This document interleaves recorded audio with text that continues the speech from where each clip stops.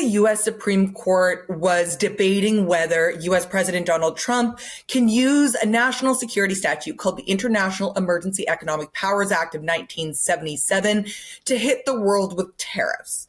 So that's been Trump's favorite tool. Pretty much everyone calls it IEEPA. And it's how he did both the Liberation Day reciprocal tariffs on most of the world, as well as the fentanyl-related tariffs on Canada, Mexico, and China.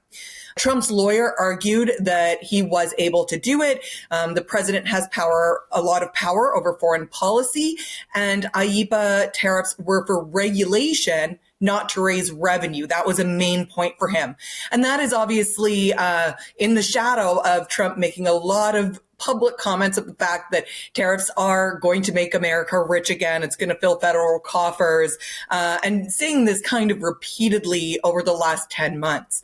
He did get a lot of pushback on that from both conservative and liberal justices. So presidents have used IEEPA many times, but mostly for things like sanctions. Trump is the first one to use it for tariffs. One of the lawyers that I spoke to after called it Super Bowl for trade nerds.